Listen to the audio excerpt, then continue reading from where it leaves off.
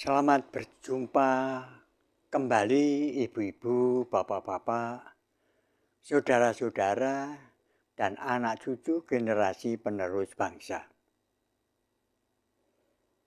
Semoga keselamatan dan rahmat Allah tercurah bagi kita semua. Pada kesempatan yang baik ini, saya akan menyampaikan obrolan dengan topik keterhubungan semesta alam seisinya. Namun sebelum masuk ke dalam pokok obrolan, setiap mengawali obrolan, saya akan mengingatkan kita dengan mengulang dan mengulang tentang hakikat beragama. Apapun agamanya, untuk membangun manusia agar menjadi insan yang berakhlak mulia dan berbudi pekerti luhur. Jadi hendaklah kita sadar dan ingat bahwa menganut agama itu niatnya untuk membangun diri kita sendiri. Demi terwujudnya akhlak mulia dan budi pekerti luhur yang tercermin dalam tingkah laku, perbuatan, dan tutur kata kita sehari-hari. Dan bukan, sekali lagi, bukan untuk mencari pahala sebagai tiket masuk surga. Mari dibiasakan setiap kita melaksanakan ritual keagamaan, termasuk mengikuti pengajian dan obrolan ini, bertanya kepada diri kita sendiri. Sudahkah akhlak mulia dan budi pekerti luhur tercermin dalam tingkah laku, perbuatan, dan tutur kataku sehari-hari? Apabila sudah, bersyukur kehadiratnya. Tetapi bila belum, mari bergegas melakukan langkah tindak untuk memperbaikinya. Dengan niat memperbaiki diri, mari kita masuk ke dalam pokok obrolan dengan topik keterhubungan semesta alam seisinya. Kita sering atau paling tidak pernah mendengar ungkapan atau pernyataan orang yang mengatakan bahwa manusia itu sejatinya Gusti Allah kang katon, Tuhan yang kelihatan. Ada pula yang mengatakan bahwa manusia itu sejatinya rupa Tuhan. Berkaitan dengan hal tersebut, mari kita simak firman Allah berikut agar dapat memahami apa yang dimaksud dengan pernyataan tersebut. Al-Quran Surat Al-Baqarah ayat 115.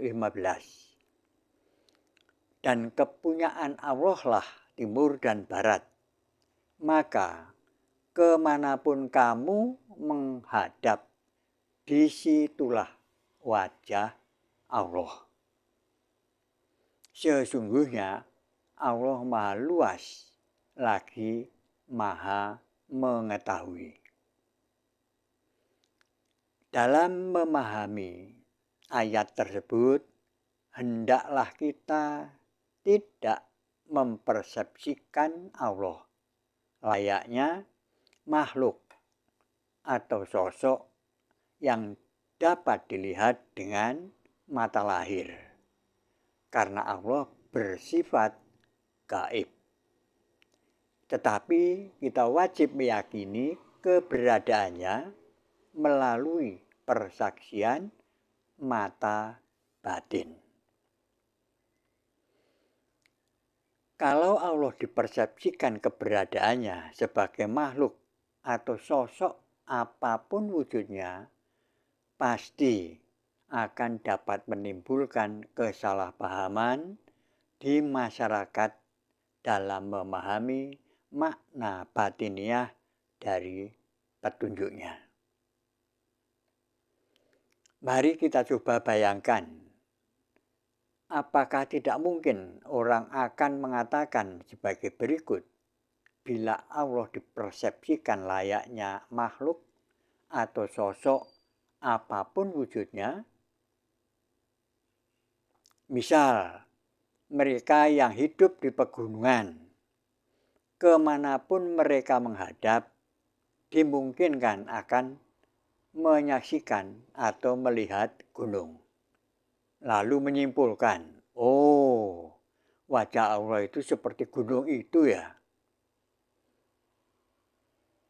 Benarkah simpulan ini? Tentu simpulan ini tidak benar. Akan lain lagi simpulan mereka yang hidup di hutan. Kemanapun mereka menghadap, selalu menyaksikan atau melihat berbagai jenis pohon. Lalu menyimpulkan, oh, wajah Allah itu seperti pohon-pohon itu ya. Benarkah simpulan ini? Sudah barang tentu tidak benar. Tidak berbeda pula simpulan orang yang sehari-harinya melihat berbagai jenis binatang. Kemanapun mereka menghadap, selalu menyaksikan binatang atau melihat berbagai jenis binatang. Lalu menyimpulkan, oh, wajah Allah itu seperti gajah ya. Sudah barang tentu simpulan ini tidak benar. Demikian pula simpulan orang yang sehari-harinya melihat laut. Kemanapun mereka menghadap, selalu menyaksikan atau melihat laut terbentang luas. Suatu ketika mereka melihat ombak bergulung-gulung, lalu menyimpulkan, oh, wajah Allah itu seperti ombak bergulung ya.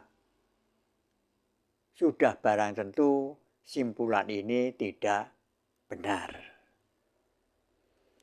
Dan lain-lain wajah atau rupa makhluk atau sosok yang disaksikan atau dilihat ketika orang menghadap ke arah timur atau barat.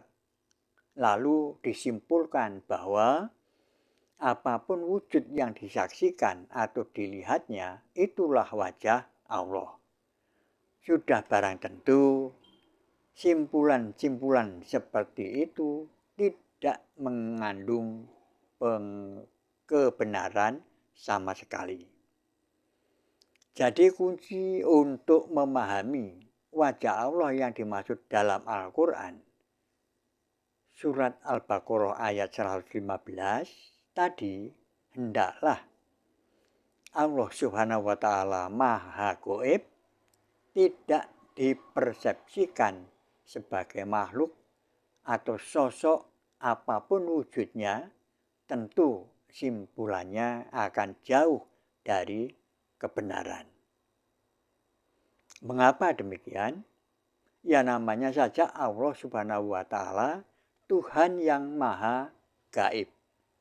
Oleh karena itu, Allah bersifat gaib atau tidak tampak mata atau tan kasat mata. Namun demikian, kita wajib mempercayai dan meyakini keberadaannya, walau kita tidak melihat atau tidak menyaksikan. Al-Quran Surat Yasin ayat 11. Sesungguhnya kamu hanya memberi peringatan kepada orang-orang yang mau mengikuti peringatan dan yang takut kepada Tuhan yang Maha Pemurah, walaupun dia tidak melihatnya. Maka berilah mereka kabar gembira dengan ampunan dan pahala yang mulia. Lalu bagaimana caranya? Cara untuk melihat atau menyaksikan keberadaannya ya harus dilakukan dengan pendekatan gaib. Sesuai diri kita yang terdiri atas dua unsur, yaitu unsur nyata dan unsur gaib. Mari kita coba memahami makna wajah Allah dimaksud dalam Al-Quran surat Al-Baqarah ayat 115 dengan pendekatan kebiasaan yang kita lakukan setiap hari. Misalnya kita membuat wedang teh.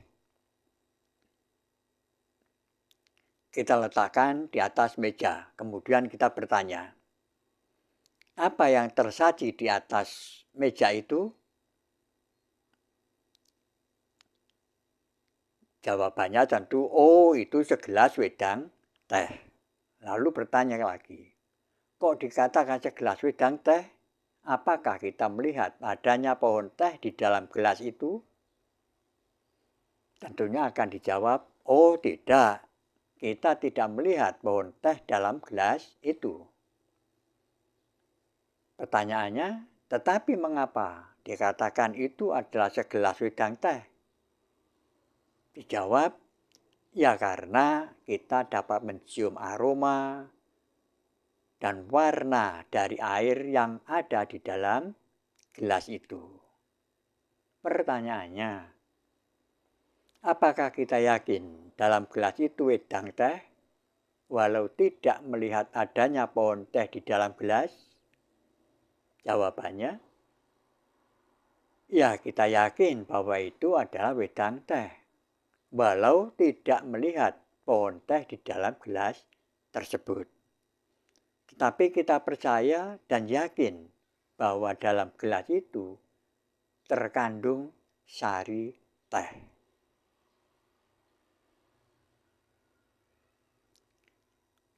Kemudian pertanyaan dilanjutkan. Mari teh itu kita minum selagi masih hangat. Setelah diminum, lalu berkomentar, wah nikmat sekali, rasa manisnya pas. Kok mengatakan segelas wedang teh itu manis rasanya? Apakah kita melihat adanya pohon tebu di dalam gelas? Jawabannya tentu tidak. Kita tidak melihat adanya pohon tebu. Tapi kita yakin di dalam gelas itu terdapat sari tebu yang biasa disebut gula pasir. Jadi kita percaya dan yakin gelas wedang teh itu manis? Jawabannya tentu ya. Kita yakin walau tidak melihat adanya tanaman tebu di dalam gelas tersebut. Setelah menyimak dialog tersebut, kiranya kita dapat gambaran untuk memahami makna yang tersirat dalam surat Al-Baqarah 115 tadi. Jadi kita dapat mengatakan bahwa segelas wedang teh tadi bukan sebagai wajah pohon teh, pohon tebu. Tetapi itu adalah cerminan wajah zat teh dan zat tebu yang ada dalam segelas wedang teh. Sejalan dengan alur pikir tersebut tentang segelas wedang teh manis, mari kita alihkan pandangan kita ke arah yang maha luas dan maha besar, berupa semesta alam atau jagat raya seisinya, termasuk diri manusia, dikenal dengan ayat-ayat Allah yang tidak tertulis. Al-Quran Surat Al-Baqarah 251. Mereka mengalahkan dan seterusnya, dan seterusnya, dan seterusnya. Silakan baca sendiri sampai kalimat terakhir menyatakan, tetapi Allah mempunyai karunia atas semesta alam. Al-Baqarah Surat Al-Baqarah ayat 252 kalimat pertama menyatakan, itulah ayat-ayat dari Allah.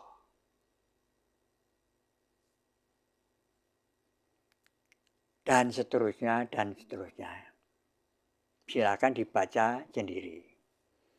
Itulah wujud ayat-ayat Allah yang tidak tertulis.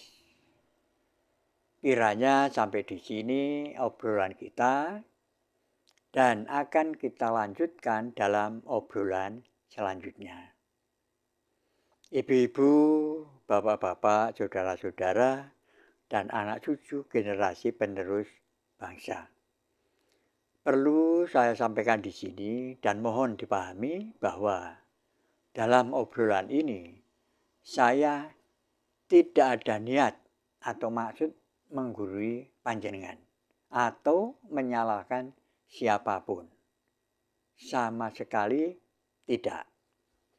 Tetapi hanya sebatas sesama orang beriman yang wajib nasihat menasihati supaya mentaati kebenaran, dan nasihat menasihati supaya menetapi kesabaran, dan bukan, sekali lagi, bukan mencari pengakuan dan pengikut. Dengan harapan mudah-mudahan obrolan ini dapat menginspirasi kita untuk melakukan introspeksi atau mawas diri. Jadi, bila dari obrolan kita ini kiranya ada yang tidak berkenan, ya mohon dikesampingkan saja. Tetapi bila berkenan, mohon untuk tidak serta-merta mengikuti. Tetapi tolong dilakukan cross-check terlebih dahulu dengan kitab sucinya. Dengan demikian, bila memang sesuai Al-Quran, kemudian panjenengan atau Anda melaksanakan, itu berarti Anda melaksanakan sesuai petunjuk dan perintahnya. Yang kebetulan derap langkahnya seirama dengan derap langkah saya, berpijak di atas jalan yang lurus menuju sasaran yang sama, yaitu ke sisi yang maha suci pada saatnya nanti. Sekian, terima kasih. Sampai berjumpa di obrolan berikutnya. Semoga keselamatan dan rahmat Allah tercurah bagi kita semua.